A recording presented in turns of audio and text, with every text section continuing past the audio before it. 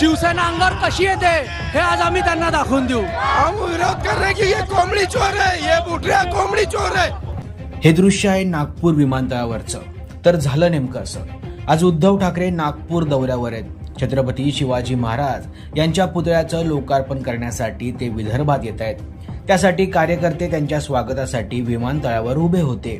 तर भाजप आमदार नितेश राणे हे देखील आज विदर्भ दौऱ्यावर आहेत। निमित्त आहे ते अचलपूर येथे होणाऱ्या हिंदू धर्मसभेचं।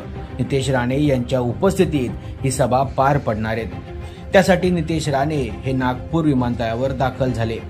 नितेश राणे हे वेळोवेळी उद्धव ठाकरे आणि ठाकरे गटावर हल्लाबोल करताना पाहायला मिळतात।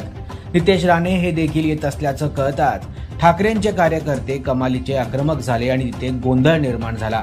ठाकरेंच्या कार्यकर्त्यांनी घोषणाबाजी करत नितेश राणे यांना रोखण्याचा प्रयत्न केला।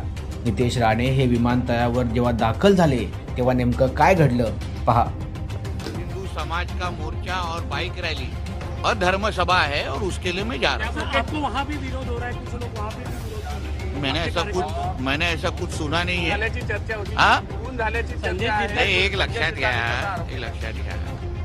आता तो 100 वर्षांचा आहे, पण जो राणे साहेबांनी जेव्हा शिवसेना सोडली तेव्हा ह्याच उद्धव ठाकरेंनी त्यांना मारून टाकण्याच्या सुपाऱ्या दिलेल्या कोणाला आवडत नव्हतं।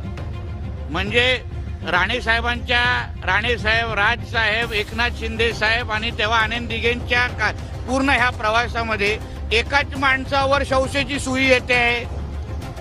तर कधी ना कधी तरी सत्य बाहेर आलं पाहिजे ना। आपल्या राजकीय पक्षांतर्गत विरोधकांना मारून टाकण्याची प्रवृत्ती ही कोणामध्ये आहे? 4 घटना मी तुम्हाला सांगितलेल्या आहे, म्हणून समजदारों को इशारा काफी है।